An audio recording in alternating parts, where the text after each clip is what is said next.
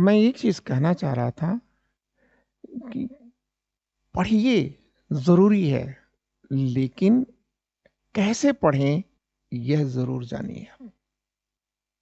ठीक है। हम जैसे देखिए, हम अगर आज के टॉपिक को देखें तो आज हम देखने जो जा रहे हैं वो स्टेटस ऑफ वोमेन देखने जा रहे हैं।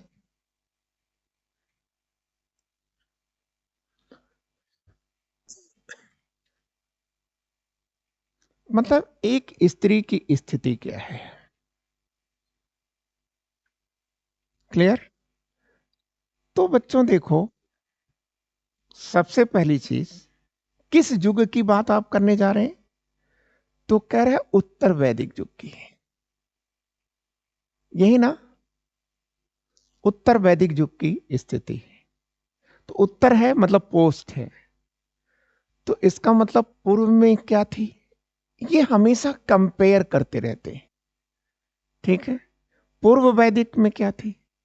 तो आप कहेंगे कि सर पूर्व वैदिक युग में, ठीक है, इस युग से बेहतर थी। ठीक है। लेकिन अब सवाल इस बात का है कि वह कौन सी बात ऐसी आ गई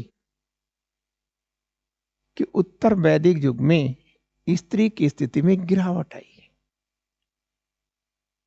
ठीक है। तो आप देखिए, जो हमारी जो सोच, जो पढ़ाई चल रही है, वो एक सोच के साथ चल रही है। ठीक है। तो हमेशा सोच रख करके, लॉजिक रख करके पढ़ाई करिए। ठीक है। तब आप यहां एक चीज देखेंगे।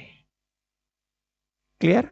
देखिए, किसी भी समाज के व्यक्ति में के उत्थान के लिए एक बेहतर जो साधन होता है वो है शिक्षा। शिक्षा। अगर मैं आपको एक इतिहास का एक दृष्टांत या उदाहरण दूं तो शायद आपको बेहतर समझ में आएगा मैं शिक्षा को इतना महत्व क्यों दे रहा हूं। आइए हम चलते हैं मुस्लिम इतिहास के अंदर, सल्तनत में चलते हैं। तो वहां एक सुल्तान आता है, शेरशाह सूरी। शेरशाह सूरी एक बहुत ही प्रताड़ित लड़का था, यतीम खाने में रहता था। ठीक है। बेसहारा लोगों के साथ, बेसहारा बच्चों के साथ रहता था। जौनपुर में पढ़ता था। लेकिन जौनपुर में शिक्षा के क्षेत्र में उसने जो मिसाल स्थापित की, उसी का परिणाम था कि वह लोकप्रिय हुआ, नाम वाला हुआ। और जब नाम वाला हुआ तो उसका परिणाम क्या था कि वह सुल्तान बन गया। तो समाज में जो सबसे निचला तबका है, जिसके पास कोई पूंजी नहीं है व्यापार करने के लिए, लेकिन एक चीज जरूर होती है और वो है शिक्षा। और शिक्षा के माध्यम से व्यक्ति किसी भी मुकाम को प्राप्त कर सकता है। वो चीजें तो आपने देखा, इतिहास। खैर, इतिहास तो मेरे आने से पहले भी जो अभी हमने बोल दिया वो भी इतिहास हो गया। लेकिन अगर हम लेटेस्ट इतिहास को देखें तो आपने देखा होगा कि हमारे एक राष्ट्रपति हुआ करते थे, अब्दुल कलाम साहब। ठीक है। अब्दुल कलाम साहब गरीब घर से थे। आज भी उनके परिवार, उनके भाई गरीब ही तो हैं। लेकिन वह इस देश के पहले नागरिक बन गए, राष्ट्रपति बन गए। क्यों बन गए बच्चों? क्योंकि उनके पास पैसा तो नहीं था, लेकिन शिक्षा थी। ठीक है। जब तक भारत रहेगा तब तक कलाम सर को मिसाइल मैन के नाम से जाना जाता रहेगा। ठीक है। और भारत वर्तमान में और आने वाली जो पीढ़ियां हैं वह उनके प्रति कृतज्ञ होती रहेंगी। तो इसलिए आप याद रखिएगा, पढ़ाई जो है आप ज़रूर करिए और ईमानदारी के साथ करिए, ठीक है? कहीं किसी बहकावे में मत आइए, ठीक है? गलत जो तरीके हैं कि हमको आप इतने पैसे दे दीजिए, तो ये कर दीजिए, वो कर दीजिए, तो यहाँ से हो जाएगा, ठीक है? आप याद रखिएगा, आप पैसा देकर के हो भी जाते हैं, ठीक है? तो ज़िंदगी में आप कुछ कर नहीं सकते, ठीक है? और रियल में आप जिस पद पर हैं, उस पद पर आप अपनी योग्यता से अगर आते हैं, तो आप अपनी एक पहचान स्थापित कर लेते हैं, ठीक है? इसलिए बच्चों, पढ़ाई को बहुत ही सावधानी के साथ करने की ज़रूरत है, ठीक है? तो आज हम लोग एक पोर्शन, अगर कहीं भी हम पढ़ रहे हैं और समाज पढ़ रहे हैं, और अगर हम समाज में स्त्री को न जाने, ठीक है, तो आप याद रखिएगा वह बेईमानी होगी, फिर आप अधूरा ज्ञान रखेंगे।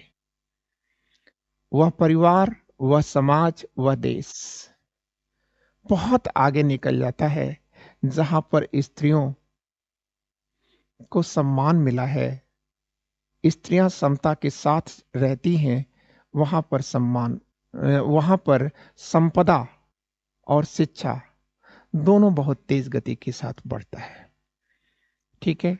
क्योंकि स्त्रियां, अब हो सकता है आप लोग मुझसे सहमत ना हो, लेकिन मैं इतना कहना चाहूंगा कि एक स्त्री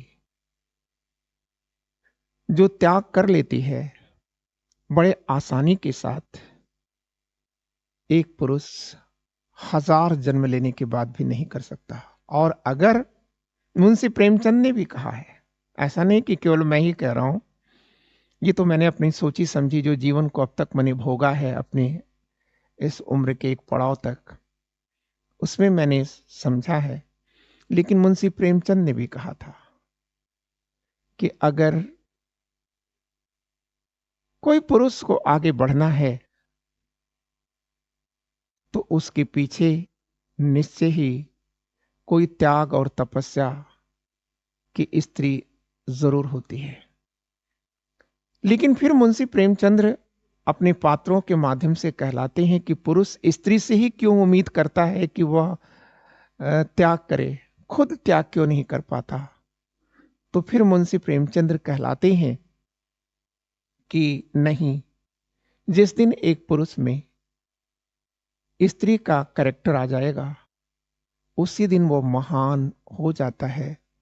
परंतु अगर एक पुरुष, अगर एक स्त्री में पुरुष का कैरेक्टर आ जाए, तो उसी दिन जमाना उसे उल्टा में बदल देता है,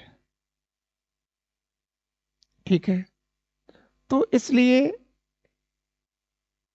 जो आप कहते हैं कि स्त्री का कैरेक्टर, तो स्त्री के कैरेक्टर का मतलब क्या है? स्त्री का कैरेक्टर का मतलब ये होता है बच्चों कि हम औरों के प्रति संवेदनशील बने, क्योंकि जो संवेदनाएं स्त्री में होती हैं वो पुरुषों में नहीं होती, ठीक है? इसलिए हाँ, अच्छा, तो मैं आपसे बातचीत कर रहा था, तो ये भैया जो ऑनलाइन से जुड़े हुए हैं, राजू जी हैं, जितेंद्र जी हैं, ठीक है? आप सभी लोग, जितेंद्र जी, आप 2017 बैच में थे क्या सर जी की क्लास में? ठीक है, अच्छा, चलिए आपस में आप लोग बाद में बात करिएगा, अभी हमसे बात करें बेटा जी, ठीक है? तो मैं आपसे ये कह रहा था कि देखिए, समाज में अगर हम स्त्री को न पढ़ें तो वो हमारा सामाजिक ज्ञान जो है अधूरा होता है। आइए मैं आपको थोड़ा प्रैक्टिकल की ओर लेकर चलता हूं। आजकल आप देख रहे हैं कि दो देश लड़ रहे हैं, दो तो नहीं लड़ रहे हैं, लड़ तो बहुत लोग रहे हैं, लेकिन देखने वाले को दो दिख रहा है। सामान्य नजरों से देखें, एक इजराइल, दूसरा फिलिस्तीन।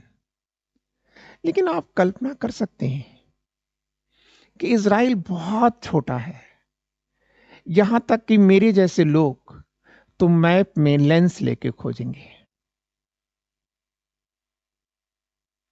लेकिन उसके बगल में हमारे जो मुस्लिम देश हैं, कंट्रीज हैं, बहुत बड़ी पॉपुलेशन है उनके पास। लेकिन क्या वे लोग उनका सामना कर पा रहे हैं? नहीं कर पा रहे हैं। क्यों? क्योंकि उनके दोनों के समाज का जब अध्ययन करेंगे तो यहूदी जो महिलाएं हैं वो पुरुषों से हर मामले में 20 लग रही हैं। लेकिन जो हमारी मुस्लिम कंट्रीज के भाई बहन हैं, ये लोग, महिलाएं बस केवल एक चीज कर सकती हैं, ठीक है, खूब जोर जोर चीख चीख करके रो सकती हैं और कुछ नहीं कर पा रही हैं। क्यों? क्योंकि आपने महिलाओं को राइट्स दिया नहीं। ठीक है, क्लियर? क्योंकि औरतें अपने चुंबन से जो कुछ एक बच्चे को सिखा सकती हैं वो फिलहाल पुरुष के बस की बात नहीं है। ठीक है, तो अब बच्चों, हमने अपनी बात कर ली, एक स्त्री के बारे में मैंने बता दिया। ठीक है, और ये भी थोड़ा सा आप लोगों की उम्र की भी मैं बात कर लूं। ठीक है, क्योंकि जरूरत है। ठीक है, आप याद रखना कि आपका भटकाव जो होता है यह प्रभु की लीला कह सकते हैं, सदैव अपने अपोजिट के प्रति होता है। लेकिन आप याद रखिएगा, अगर हो रहा है तो बुराई नहीं है, लेकिन जिसके साथ हो उसके साथ फिर अंतिम सांस तक का संबंध होना चाहिए। चीटिंग का संबंध नहीं होना चाहिए। आकर्षण, यूज एंड थ्रो का कॉन्सेप्ट नहीं होना चाहिए, अन्यथा आप आगे नहीं बढ़ पाएंगे, उलझ करके रह जाएंगे। ठीक है, क्लियर? क्योंकि ये सब चीजें ऐसी हैं, स्पेशली काम की जो बातें हैं उसके बारे में कृष्ण ने गीता में कहा था कि वृक्षों में मैं पीपल हूं। ठीक है, तुम में मैं काम हूं, तू मेरा सदुपयोग कर। काम के बारे में कह रहे हैं कि तू मेरा प्रयोग कर। लेकिन याद रखना कि यदि मेरा दुरुपयोग हुआ तो मैं क्रोध में बदलूंगा, और यदि क्रोध में बदला तो मोह में बदलूंगा, और यदि मोह में बदला तो स्मृति भ्रम उत्पन्न करूंगा, और यदि स्मृति भ्रम हुआ तो ऐ मनुष्य तेरा बुद्धिनाश हो जाएगा। और जैसे ही तेरा बुद्धिनाश होगा तो मैं तेरे सर्वस्व के नाश के रूप में दिखूंगा। ठीक है, इसलिए ठीक है, आपको ठीक है सदैव सम्मान देना चाहिए, तभी आप सम्मान पा सकते हैं। ठीक है, क्लियर? तो अब बच्चों, हम आपसे बात कर रहे थे कि हम दो युगों में तुलना कर रहे हैं। एक युग है ऋग्वैदिक युग, और दूसरा जो युग है वह है उसके बाद वाला युग, उत्तर वैदिक युग। तो हम ये कह रहे हैं कि जो ऋग्वैदिक युग है उसमें स्त्री की स्थिति बहुत अच्छी है, लेकिन उत्तर वैदिक युग में उसमें गिरावट आ रही है। ठीक है, स्त्री की स्थिति में परिवर्तन हो रहा है। किधर? नीचे की तरफ, मतलब डाउन कर रही है, उसका लेवल गिर रहा है। तो आप पूछ सकते हैं एक क्वेश्चन, ठीक है, कि ऐसा क्यों हो रहा है? ठीक है, स्त्री की स्थिति क्यों डामाडोल हुई? तो बच्चों, ये बीच में लिखा है। क्या लिखा है? क्योंकि ऋग वैदिक युग में शिक्षा निशुल्क थी। निशुल्क थी मतलब पैसा नहीं लगता था। ठीक, किस युग में? ऋग वैदिक युग में। तो लड़कियां भी पढ़ती थीं, लड़के भी पढ़ते थे। ठीक है। परंतु उत्तर वैदिक युग में आकर के शिक्षा शुल्क युक्त हो गई।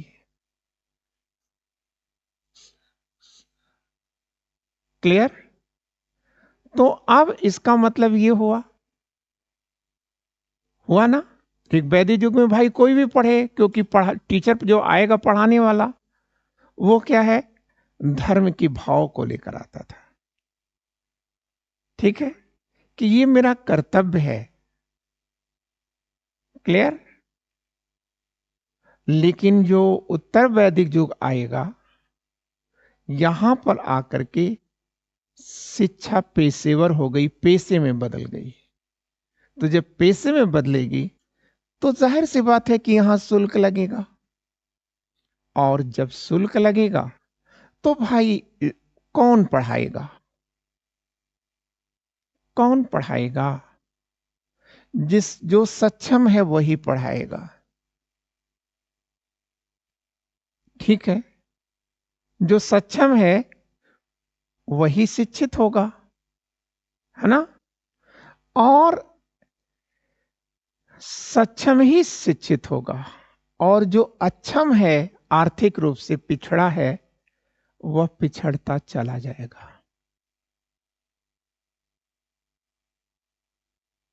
ठीक है, इसलिए चाहे वो वर्तमान की सरकार हो या आने वाली सरकारें हों, उन सभी को सोचना चाहिए कि शिक्षा को हम महंगी न करें।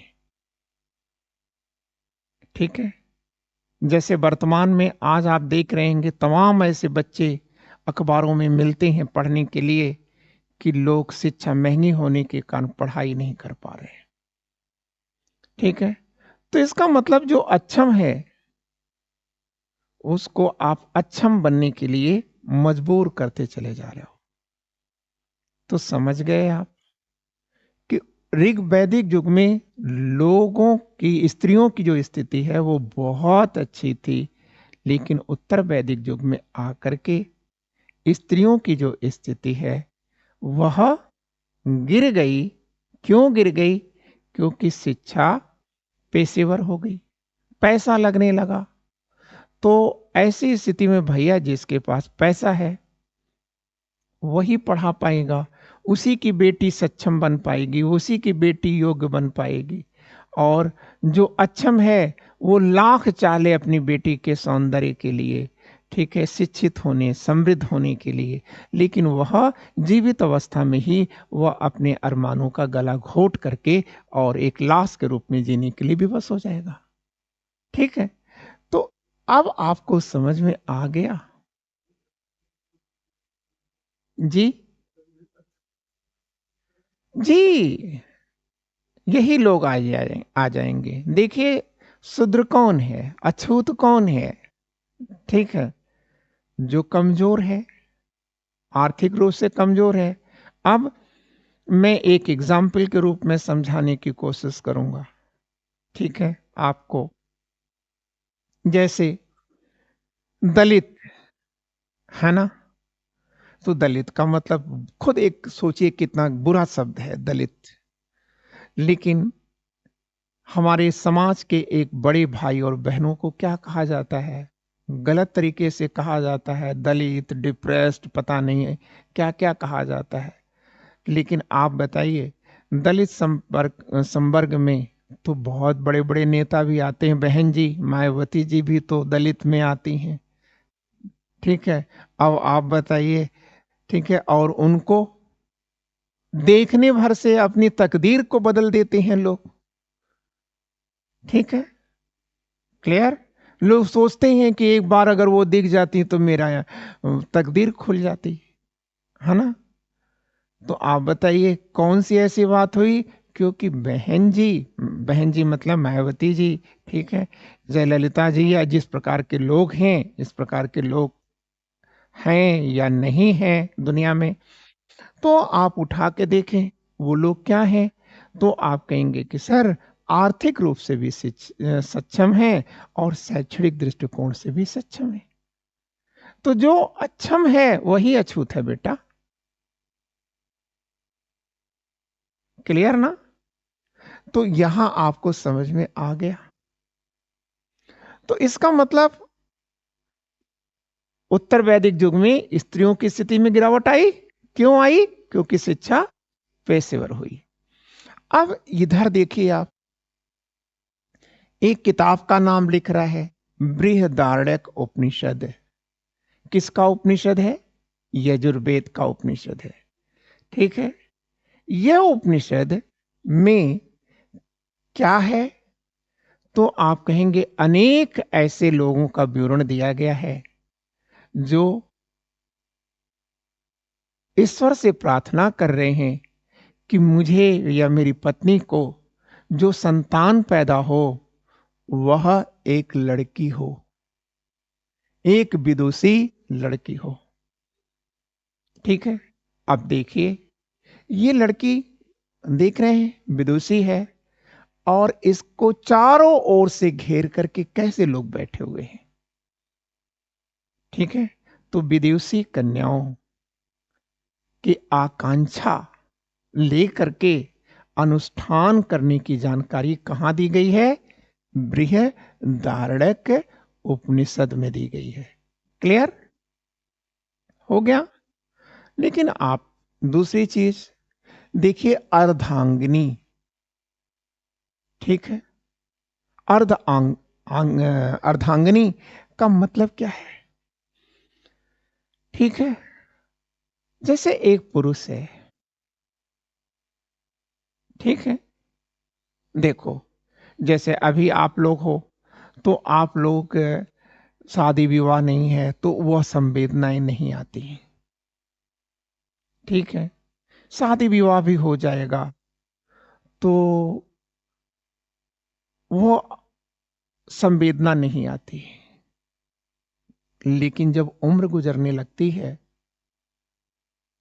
तब आप देखते हैं कि अगर पत्नी कहीं बाहर भी चली गई है तो आपको लगता है कि घर में कुछ सूना है।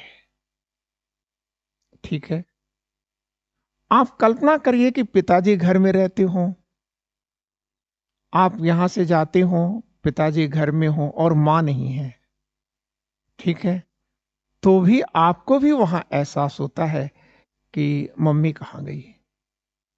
तो इसका मतलब बच्चों, ठीक है, स्त्री को अर्धांगिनी कहा जा रहा है, पत्नी को अर्धांगिनी कहा जा रहा है। कहां? शतपथ ब्राह्मण में। इस पिक्चर के द्वारा यही चीज दिखाया जा रहा है। ये नीले कलर में आधा दिखाया जा रहा है और यह दूसरे कलर में दे करके आधा दिखाया जा रहा है। तो स्त्री को अर्धांगिनी कहां कहा गया है? आप कहोगे कि शतपथ ब्राह्मण में कहा गया है। ठीक, क्लियर हो गया ना? लेकिन कुछ चीजें आपको लिखनी पड़ेगी। क्या लिखना पड़ेगा? ऐत्रेय ब्राह्मण। ठीक है, अब ऐत्रेय ब्राह्मण में क्या कहा गया? तो ऐत्रेय ब्राह्मण में कहा गया है कि कन्या ही दुख है, मतलब दुख का मूल बताया जा रहा है। ठीक है, तो जाकी रही भावना जैसी हरि मूरत देखी तिन तैसी। ठीक है, और मैत्रायणी संहिता में स्त्री की तुलना शराब और जुए से की गई है।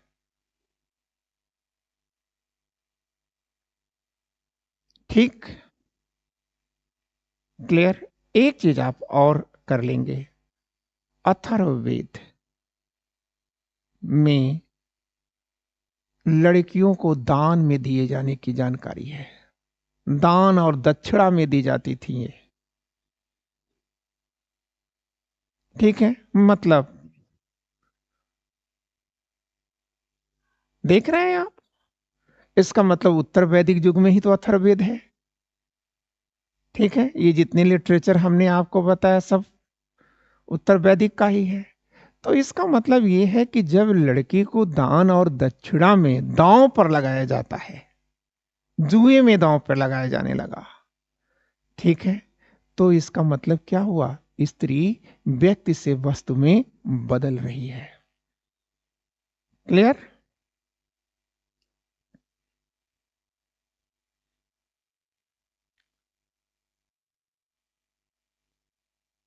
अब एक चीज और, उत्तर वैदिक युग में क्या सती प्रथा मौजूद है?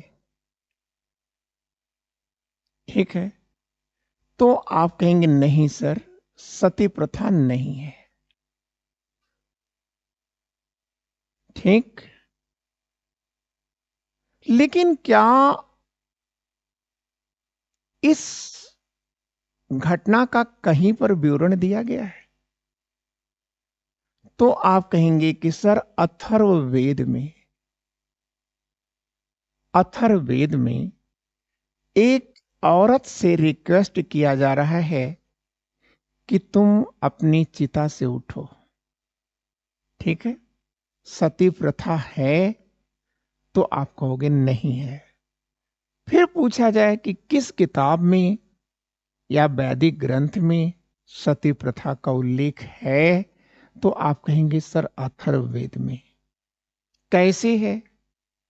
तो आप कह देना कि सर एक चिता सजी है जिस पर एक औरत अपने पति के साथ लेटी हुई है। ठीक है, और उससे उसके लोग कह रहे हैं कि अब तुम उठो क्योंकि हम आग लगाने जा रहे हैं। ठीक है, तो यह विवरण कहां दिया गया है? अथर्व वेद में दिया गया है। ठीक, अब ये आपका फर्स्ट पॉइंट कंप्लीट कर गया। ठीक है, अब सेकंड पॉइंट की अगर हम बात करें तो आता है पर्दा प्रथा, कर्टेन सिस्टम। ठीक है, तो आपसे अगर पूछा जाए पर्दा प्रथा के बारे में तो आप कहेंगे कि सर पर्दा प्रथा नहीं है। ठीक है, क्लियर? तो इसका मतलब दोनों ही, पर्दा भी एक बड़ी बुराई है। ठीक है, क्लियर है ना? तो पर्दा प्रथा का प्रचलन वहां नहीं है। अब पर्दा कैसी बुराई है?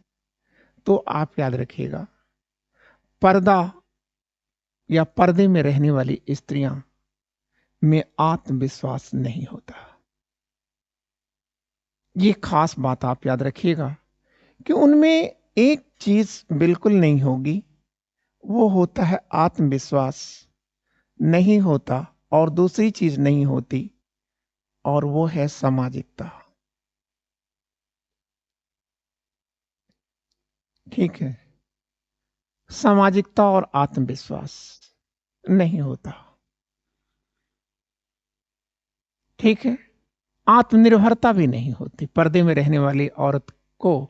में आत्मविश्वास जब नहीं है तो आत्मनिर्भरता भी नहीं होगी, और फिर उसमें सामाजिकता भी नहीं होती। क्लियर? और ऐसी औरतों के लिए, ऐसी औरतों का जीवन कैसा जीवन होता है? तो आप कहोगे कि सर पर निर्भर जीवन होता है। सर पर निर्भर जीवन होता है। ठीक, पर निर्भर जीवन होता है। और जो पर निर्भर है, पर निर्भर है, उसके लिए, ठीक है, तीन लोग परमेश्वर बन जाते हैं। तीन लोग परमेश्वर में बदल जाते हैं। कौन कौन? पिता, पति और पुत्र। ठीक है, पिता, बचपन में पिता, यौवन में पति और वृद्धावस्था में पुत्र उसके क्या होते हैं? परमेश्वर बन जाते हैं। ठीक है, क्लियर? तो आपने ये चीज देखा ना कि पर्दा का मतलब है ढकना।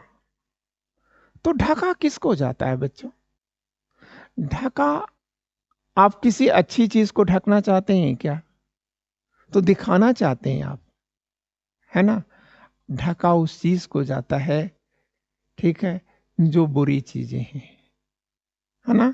मलमूत्र, लोग कहते हैं देखो वो किसी ने टॉयलेट किया हुआ है या किसी चीज का टॉयलेट है, जरा उस पर 2 फावड़ा मिट्टी डाल दो। तो बुरी चीजों को ढका जाता है, ठीक है। अच्छी चीजों को तो लोग बेहतर दिखाना चाहते हैं, ठीक है।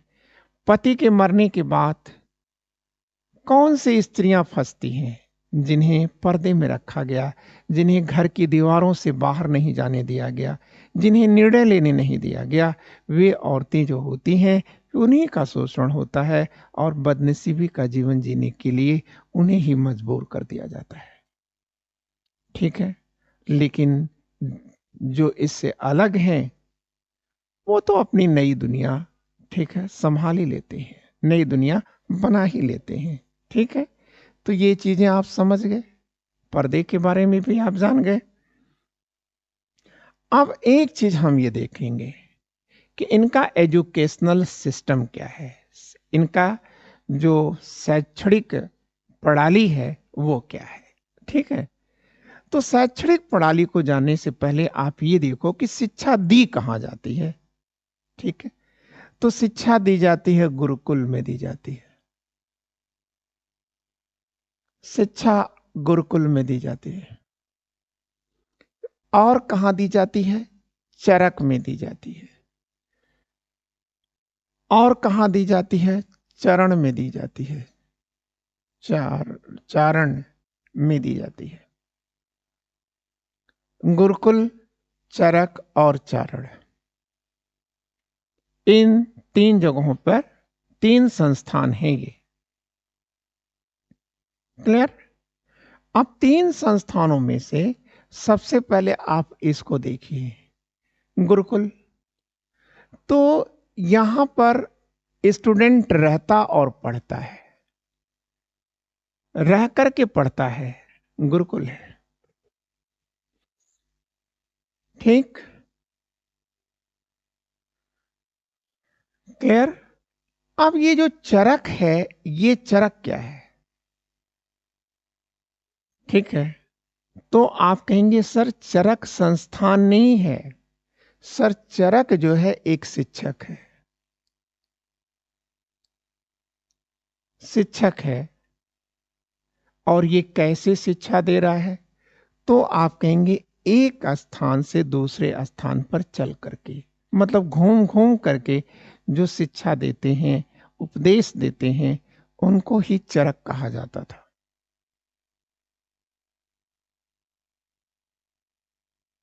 ठीक है। और चरण क्या है? आप कहेंगे कि सर ये विद्वानों की परिषद है, सर विद्वानों की परिषद है, विद्वानों की परिषद है। और यहां पर कैसे शिक्षा दी जाती है? आप कहेंगे कि यहां पर शोध या रिसर्च का कार्य किया जाता है,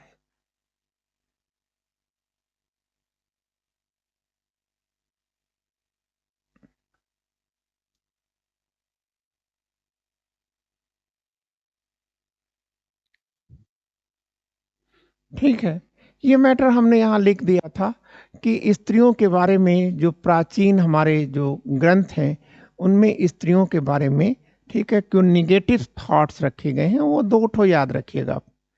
एक मैत्रायणी को याद रखिएगा, मैत्रायणी जो संहिता है, इसमें स्त्री की तुलना जुए से और शराब से की गई है, ठीक है। स्त्री को क्या कहा गया? जुए की बात की गई, मतलब जुए में दांव पर लगाई जाती थी, ठीक है। और फिर इससे क्या किया गया, अल्कोहल से भी इसकी तुलना की गई है। ठीक है।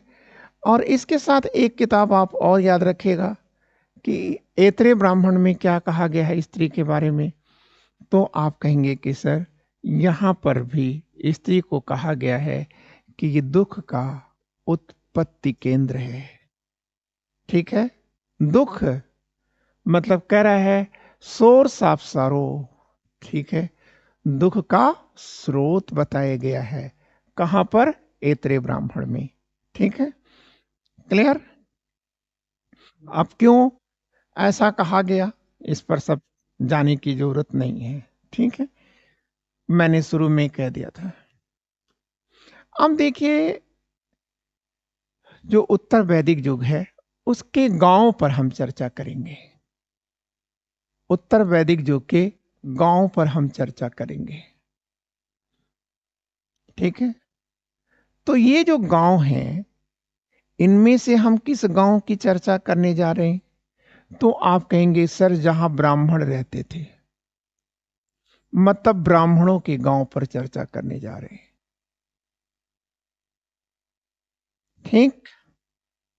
तो जो ब्राह्मणों का गांव है, ठीक है, उत्तर वैदिक युग में जो ब्राह्मणों का गांव है, ठीक है, वह दो प्रकार का है।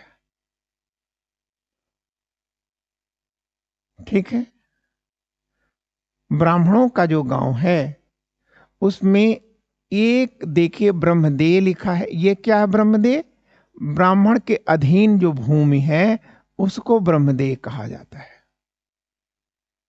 ब्राह्मण के अधीन जो भूमि है उसको ब्रह्मदेह कहते हैं। और ये दूसरा भी है, ब्राह्मणों के अधीन जो भूमि है उसे अग्रहार कहते हैं। मतलब अग्रहार और ब्रह्मदेह दोनों ही भूमियां हैं। ठीक है। ये भी भूमि है, ये भी भूमि है। क्लियर हो गई बातें। लेकिन अब अंतर क्या है? ठीक है। तो आप कह दीजिएगा ये दोनों भूमि ब्राह्मणों के अधीन है। ब्रह्मदेव किस ब्राह्मण को दी जाती थी? तो आप कहेंगे जो पूजा पाठ का काम करता था, यज्ञ का काम करता था, उसको दी जाती थी। ठीक।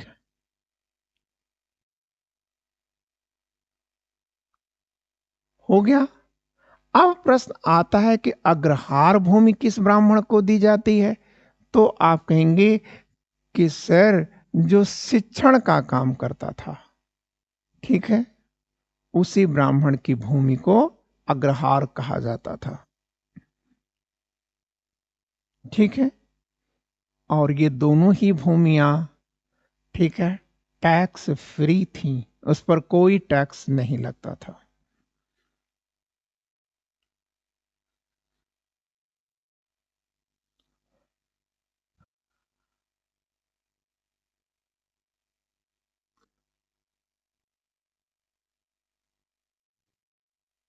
ठीक।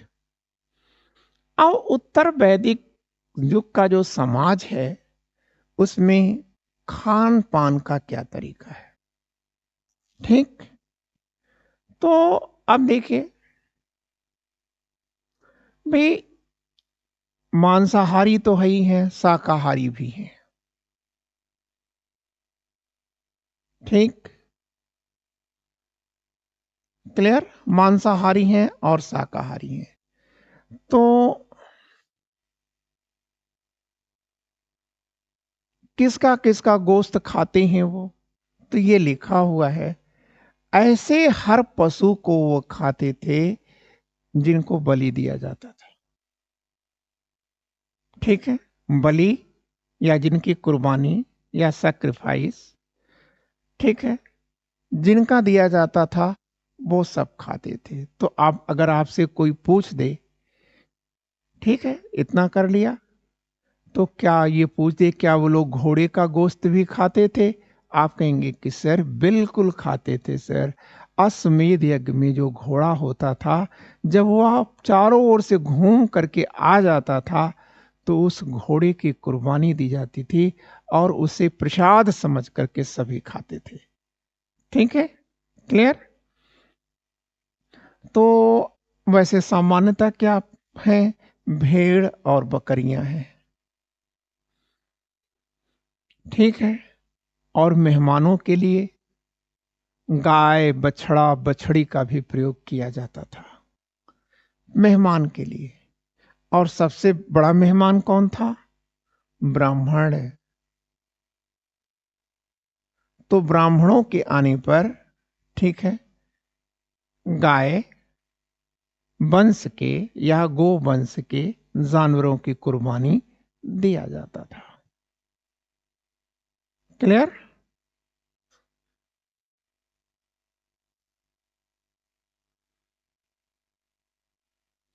लेकिन आप याद रखेंगे, ठीक है, कि गोवंश की हत्या का क्या प्रभाव आएगा?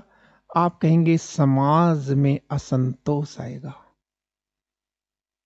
ठीक है, समाज में असंतोष आएगा।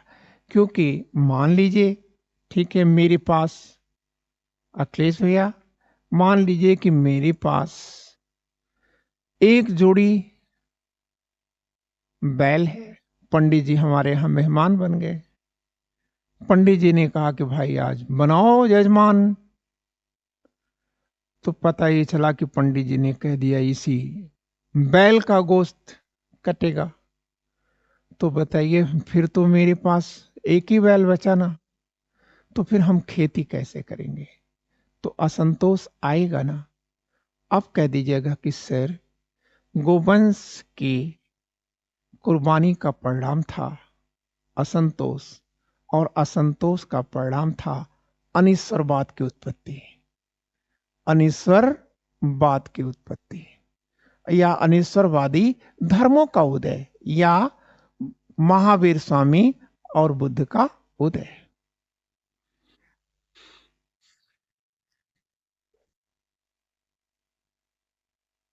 ठीक बच्चों?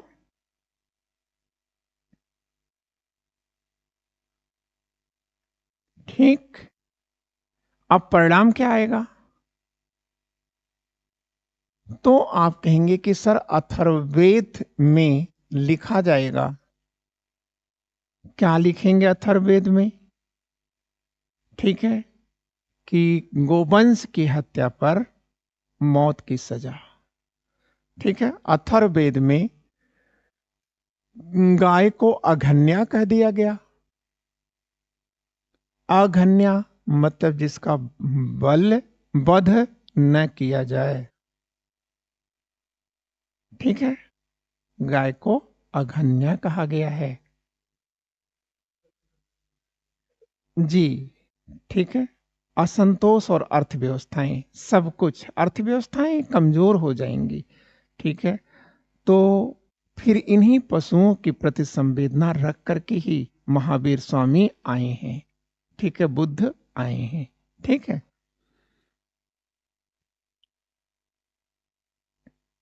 क्लियर? एग्जैक्टली बच्चों, अनिश्वरवादी कॉन्सेप्ट चाहे कोई भी हो, ठीक है, उनकी सोच में मूल क्या चीज है? ठीक है, तो आप कहेंगे कि सर दो ही चीज है सर। एक दुख है, मतलब जितने भी अनिश्वरवादी हैं वह इस पूरी दुनिया को दुखमय मानते हैं। ठीक है, दुखमय मानते हैं और इसी दुखों का समाधान खोजते हुए नजर आते हैं। ठीक। और दूसरी बात क्या आती है हर अनिश्वरवादी में? तो आप कहेंगे कि सर वह पशुओं और जीवों के प्रति संवेदना रखते हैं। पशुओं और जीवों के प्रति संवेदना या जीवन के प्रति संवेदना रखते हैं।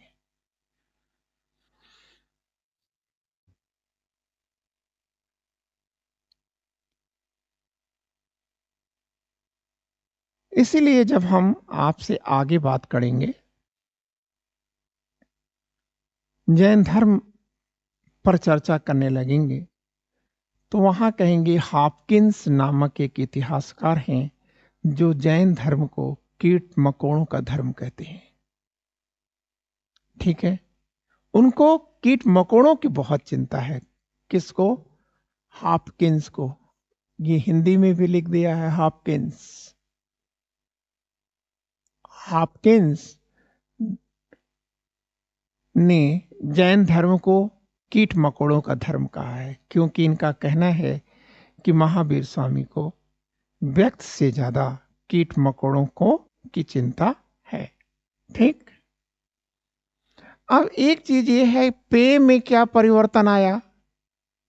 तो ऋग्वैदिक युग का मुख्य पेय क्या था? सोम था। ठीक है, सोम रस था।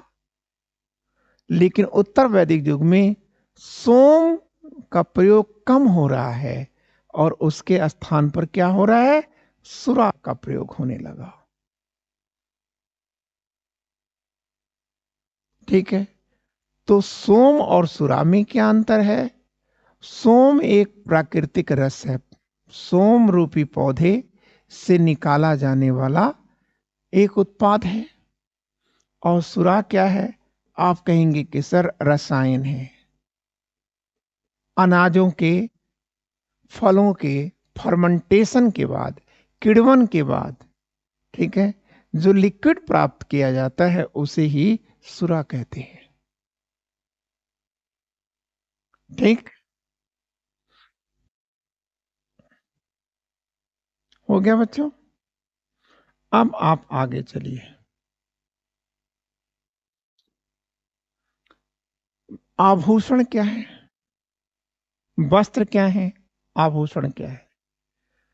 तो यहां पर पहले वस्त्र की बात की जा रही है, तो पुरुष के कपड़े अलग होते हैं, महिलाओं के कपड़े अलग होते हैं।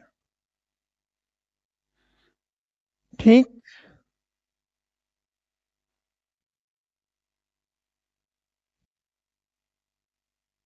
अब कौन कौन से हैं? तो अगर आप देखें महिलाओं का वस्त्र, तो महिलाओं का वस्त्र है कोस, वास, उपवास। ठीक। और वर्ध्यु क्या है? दुल्हन के द्वारा पहना जाने वाला वस्त्र, विवाह के समय दुल्हन के द्वारा पहने जाने वाले वस्त्र को वरधुय के नाम से जाना जाता है। क्लियर? अब मेल का जहां तक वस्त्र की बात है, तो भाई देखिए, वास, अधिवास, नीवी, ये ऋग्वेद में भी था, यहां पर भी है। लेकिन अंतर क्या हो गया? ये अलग हो गया। ये तो ऋग्वैदिक युग में भी था, उत्तर वैदिक युग में भी चल रहा था, आज भी चल रहा है यार। ठीक है, लेकिन अब प्रश्न आता है कि उत्तर वैदिक में जो चीजें थी वो ऋग्वैदिक में नहीं था, तो वो कौन सी चीज थी? तात्पर्य। तात्पर्य, फिर है पांड्य, फिर है उसरिया या उसड़िस। उसड़िस, तापर, पांड, उसरिया या उसड़िस।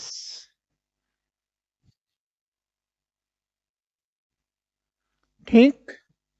अब बात आता है कि आभूषण में क्या है, तो आप कहोगे कि सर निष्क है और कुरीर है।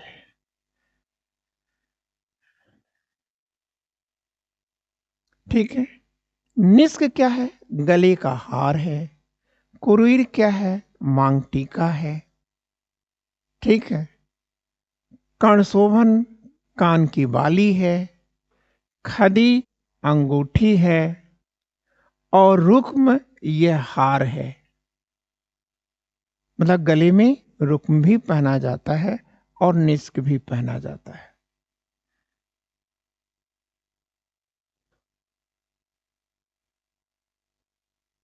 ठीक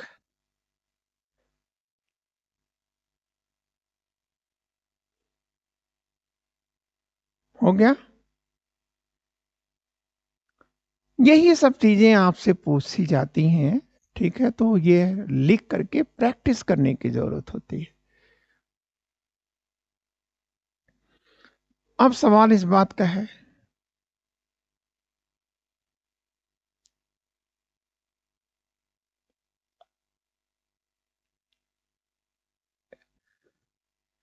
स्त्रियां बालों को गूंथती थी, आज भी गूंथती हैं। तो बालों की चोटी को करपत कहा जाता था, करपाद, ठीक है। और जूते के लिए शतपथ ब्राह्मण में उपान्ह शब्द का प्रयोग हुआ है, ठीक। उपान्ह शब्द का प्रयोग किया गया है। अब संगीत और वाद्य यंत्र उत्तर वैदिक काल में क्या है? तो आप कहेंगे सर बीड़ा है। और बीड़ा के लिए किस शब्द का प्रयोग हुआ है? करकरी शब्द का, ठीक है। और बांसुरी के लिए किस शब्द का प्रयोग हुआ है? नाड़ी शब्द का, ठीक है। और ढोल दंधाभा के लिए ड्रम शब्द का प्रयोग हुआ है, ठीक है। ढोल के लिए, ठीक है, ड्रम अंग्रेजी हो गया, ठीक है। हिंदी में ढोल, उसके लिए द्वंद्वाभ शब्द का प्रयोग किया गया है।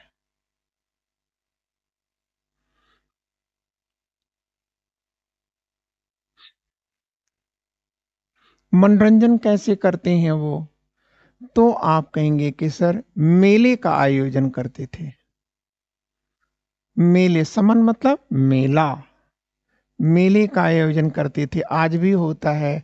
कभी कजरी लगती है तो कभी कुछ होता है, कभी कुछ होता है, लगता है ना। तो मेले के लिए समन शब्द का प्रयोग किया गया है। नृत्य भी होता था, तो नृत्य क्या है? लड़की जो डांस करती है, डांसर, ठीक है, गर्ल्स डांसर, ठीक है, को नृत्य कहते हैं, ठीक है। और यह है पुरुष डांसर को नृत्य कहा जाता है,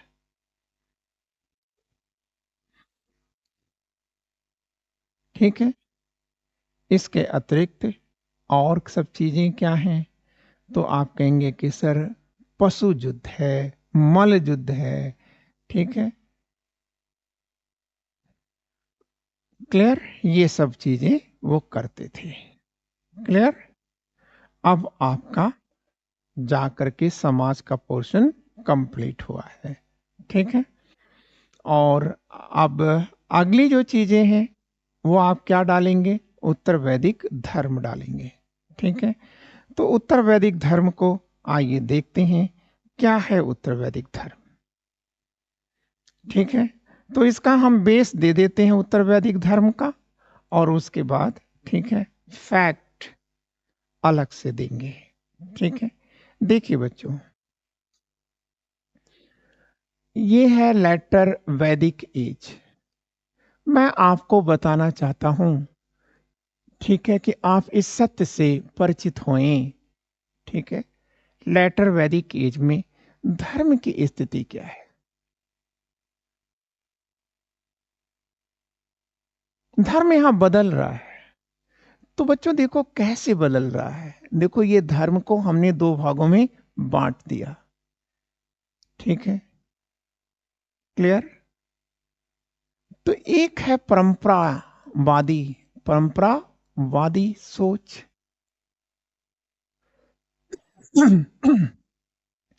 और दूसरी है दार्शनिक सोच, दार्शनिक सोच।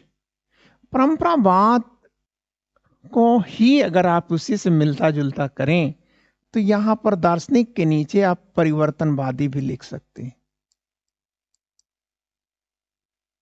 ठीक है। क्लियर।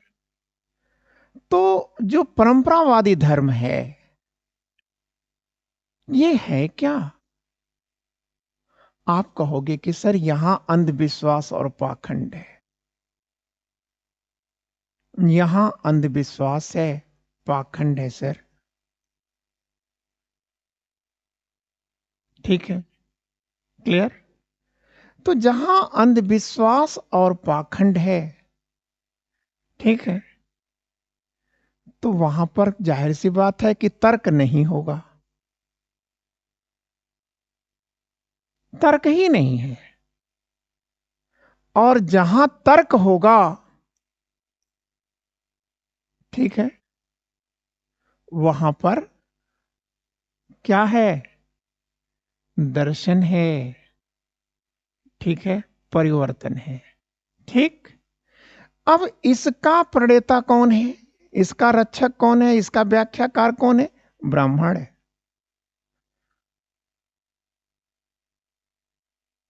ठीक, क्लियर? और इसका व्याख्याकार कौन है? आप कहेंगे गैर ब्राह्मण। गैर ब्राह्मण। ठीक। तो अब हमको एक चीज बताओ बच्चों, ठीक है, यहां आ जाओ आप। ठीक। ब्राह्मण का हित किसमें है? देखो, धर्म है क्या? हितों को साधने का एक माध्यम है यार। ठीक है, ना फंसो इन सब चक्कर में, कभी फंसना नहीं। ठीक है, तो ये क्या है? हितों को साधने का एक माध्यम है। तो पंडित जी का या ब्राह्मण का हित किसमें सधेगा? आप बताओ। जितनी ज्यादा अंधविश्वास पाखंड फैलेगा, वही तो होगा। ठीक है, उसी में उनका हित है। लेकिन आप एक बात बताइए, इनका हित किसमें है? इनका हित किसमें है? अरे भाई, इनका हित इनसे दूरी बनाए रखने में है। क्योंकि धर्म की चादर जितनी मोटी होगी, उसमें पिसेगा कौन?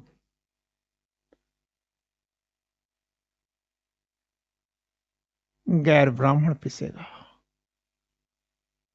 है ना? ठीक है, मतलब माल इधर जा रहा है, लेकिन मौत इधर आ रही है, तबाही इधर है। ठीक है, क्लियर?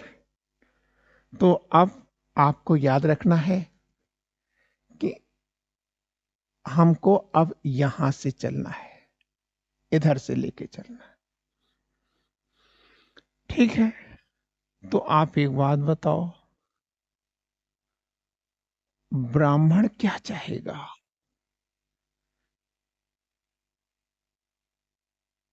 कि अंधविश्वास फैलाया जाए, पाखंड फैलाया जाए? ब्राह्मण मतलब ब्राह्मण साहित्य, उसका लेखक भी ब्राह्मण है। ठीक है, तो यही चाहेगा ना। तो अब वो कैसे करेगा?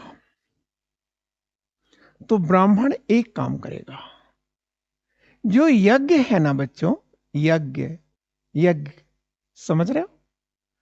तो ये जो यज्ञ है, इसको यह लंबे समय तक ले जाएगा।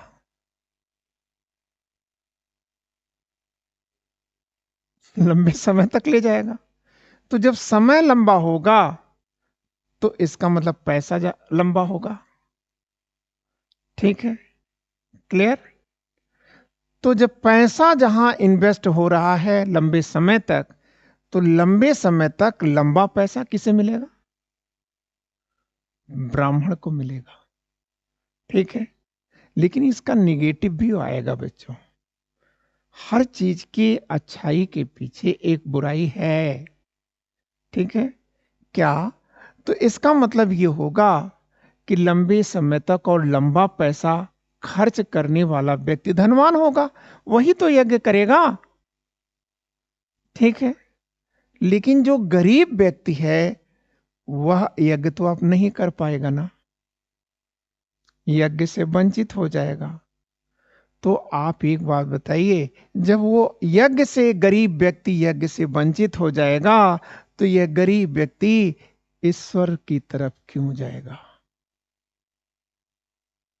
कि जब हम यज्ञ कर ही नहीं सकते और तुम ऐसे ईश्वर हो कि तुम केवल यज्ञ करने वाले का ही साथ दोगे, तो भाई मैं यज्ञ कर नहीं सकता और तुम मेरा साथ दे नहीं सकते, तो मैं तेरे साथ क्यों आऊं? ठीक है, क्लियर?